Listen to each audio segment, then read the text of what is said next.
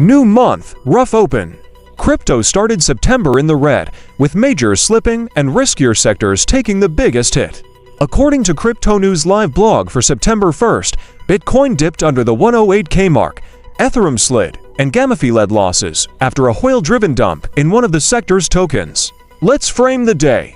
A pullback at the start of the month isn't unusual. Funds rebalance, traders de-risk after a strong summer, and liquidity can be patchy around the Labor Day holiday. What stood out today was the breadth. Large caps, DeFi, NFTs, AI, even real-world asset baskets softened together, while only a handful of names managed to buck the trend. Why GameFi felt it most? When a single token in a tightly linked ecosystem gets hit by a big seller, slippage and cascading liquidations can spill across the whole basket. Add thin order books on a holiday Monday, and you get exaggerated moves. If you're trading that segment, confirm whether the selling was a one-off whale event or the start of a rotation. On days like this, narrative can move faster than fundamentals. There were a few bright spots.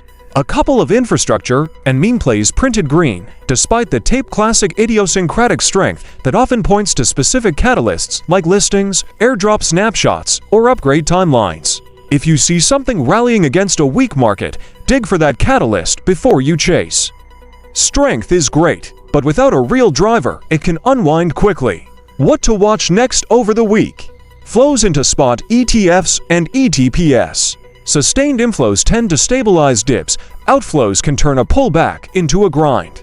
Funding and open interest. If perp funding normalizes and OI rebuilds after a flush, that's a sign dip buyers are stepping back in. Dollar and rates. A firmer dollar often weighs on crypto risk. If DXY cools, relief rallies become easier. Project-level catalysts. Roadmap checkpoints. Testnets, mainnet upgrades, exchange listings can still create winners in a red tape. If you're positioning, here's a simple game plan. 1. Define your invalidation. Decide where you're wrong before you enter, then stick to it. 2. Scale entries. On trend days, staggering buys or sells helps avoid catching the worst candle. 3. Separate trades from investments. Short-term tight stops for trades, long-term spots sized modestly and left to work. 4. Use volume as your truth serum. Breakdowns and breakouts without volume are less trustworthy, especially on holiday liquidity.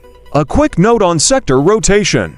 When majors sell off, capital often rotates down the risk curve only after the first bounce. If Bitcoin and Ethereum stabilize, watch for strength to rotate into high beta names a day or two later. If majors keep leaking, lower cap sectors usually amplify the down move, so patience beats knife catching.